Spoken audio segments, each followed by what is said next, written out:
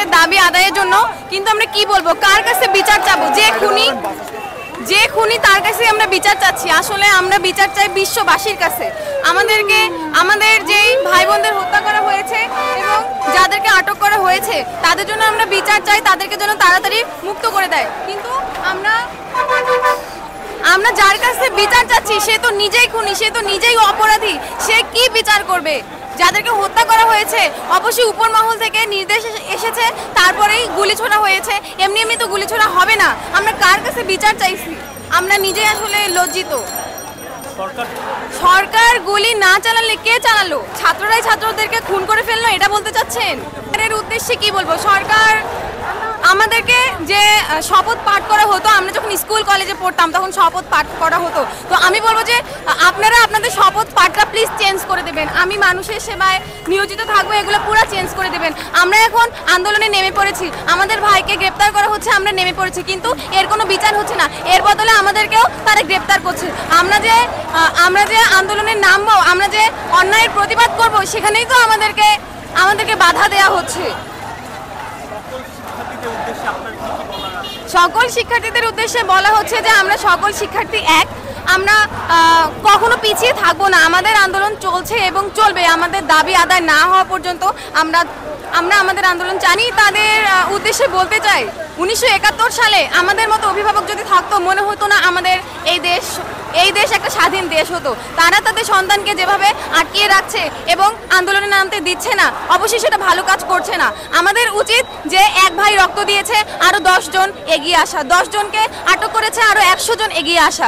আমাদেরকে সবসময় এক হয়ে চলতে হবে, সবসময় অন্যায়ের প্রতিবাদ করতে হবে। আমাদের তো স্কুলে এটাই শেখানো হয়েছে, আমাদের টিচাররাও আমাদেরকে এটাই শিখিয়েছে, অন্যায়ের প্রতিবাদ করা। কিন্তু তারা কেন আজকে পিছিয়ে আছে? যেই টিচাররা যাদেরকে আমরা আইডল মনে করতাম, তারা এখন মাঠে নামছে না, আমাদের সাথে আসছে না। তাহলে তাদেরকে আমরা কিভাবে আইডল মানবো? আমরা লজ্জিত তারা আমাদের শিক্ষক, আমরা লজ্জিত তারা আমাদের অভিভাবক, যারা আমাদেরকে মাঠে নামতে দিচ্ছে না, অন্যায়ের প্রতিবাদ করতে দিচ্ছে না। তাহলে ছোটবেলা থেকে তারা আমাদের কেন শিখিয়ে এসেছে মানুষের মতো মানুষ হব, অন্যায়ের প্রতিবাদ করব? কেন শিখিয়েছে তারা? আসার সময় আজকে পুলিশের বাধার সম্মুখীন হয়নি, পুলিশ এখনো আমাদের সামনেই দাঁড়িয়ে আছে। আজকে কোনো হয়তো গুলি করবে না, আজকে লাঠি চার্জ করবে না। তারা হয়তো চাচ্ছে যে কিছুদিন আগে তারা আমাদের উপর গুলি চালিয়েছিল, হত্যা করেছিল, অন্যায়ভাবে আমাদেরকে জেলে নিয়ে গিয়েছিল। তো এই বিষয়টা তো বিশ্ববাসীর কাছে প্রচার হয়ে গিয়েছে। তো তারা চাচ্ছে আজকের দিনটা তারা ফোকাস করতে।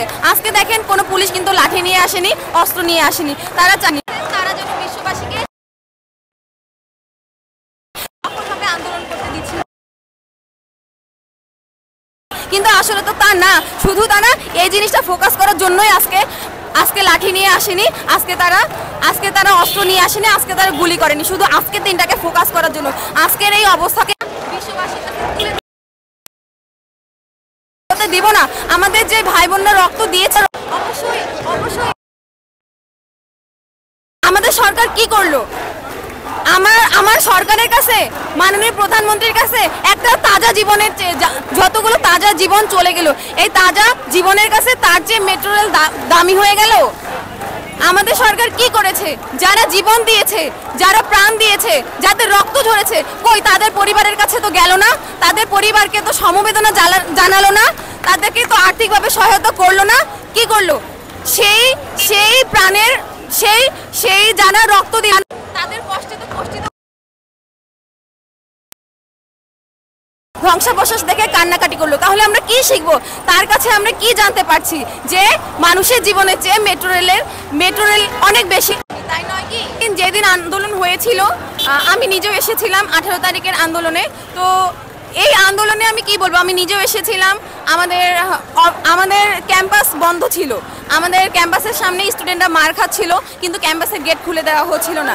আমি জানি না কেন আমাদের শিক্ষকরা আমাদেরকে সহায়তা করছে না। তারাই তো আমাদেরকে বড় করেছে, তারাই তো আমাদেরকে বুঝিয়েছে যে অন্যায়ের প্রতিবাদ করবা, কখনো বসে থাকবা না। তাহলে কেন তারা শিখিয়েছিল আমাদের কেন শিখিয়েছিল একটা মানুষের মতো মানুষ হওয়ার? তারা তাহলে আমাদের প্রতিটা বইয়ের পৃষ্ঠা চেঞ্জ করে দিক, আমাদের শপথ বাক্যটা চেঞ্জ করে দিক। আমাদেরকে যেভাবে গড়ে তুলেছে তারা, আমাদের যারা আইডল ছিল তারা আজকে আমাদের সাথে নেই, তাদেরকে আমরা আইডল মানতে। সমবেদনা আসলে কি বলবো, যারা আমাদের খুন করেছে তারাই আমাদেরকে সমবেদনা জানাচ্ছে, এটা তো আসলে অনেক হাস্যকর একটা বিষয় হয়ে যায়। আমরা তাদের কাছেই বিচার চাচ্ছি যারা আমাদের হত্যা। হাস্যকর বিষয়, এটা হাস্যকর ছাড়া কোনো কিছুই নয়। এটা আসলে না না, পুলিশের সন্তানও রক্ষা পায়নি, এটা আসলেই তার প্রাপ্য ছিল। সে পুলিশ হিসেবে তার সন্তানকে যখন গুলি করেছে তখন তার টনক নড়ল, এ তো আমার সন্তান। তার আগেই যদি সে ভাবতো যে অন্যান্য পুলিশরা, অন্যান্য ছাত্রছাত্রীদের কারো বাবা মায়ের বুক খালি হচ্ছে, তাদের কেমন লাগবে তার সন্তানকে গুলি করলে, এটা তার আগে বোঝা উচিত ছিল। আর আমাদের যে পুলিশ ভাইয়েরা, তারা কি কখনো ছাত্র ছিল না? আমরা কি তাদের সন্তান নই? তারা আমাদের বিরুদ্ধে 1971 সালে কি হয়েছিল, পাক বাহিনীরা যারা আন্দোলন করেছিল, স্বাধীনতা চেয়েছিল, তাদের বিরুদ্ধে নেমে পড়েছিল, তাদেরকে গুলি চালিয়েছিল। আজকে কি হচ্ছে? আজকে আমাদের পুলিশ ভাইরা আমাদের উপর গুলি চালাচ্ছে। তাহলে কি পাক বাহিনী থেকে আমাদের আজকে পুলিশ ভাইদের পার্থক্যটা কোথায়? না না, এসব তদন্তে আমরা কোনোভাবে বিশ্বাসী না। সরকার নিজেই আমাদেরকে মেরে ফেলেছে, হত্যা করেছে, তার আদেশেই আমাদেরকে গুলি করা হয়েছে। তিনি আর কিসের তদন্ত নেবেন?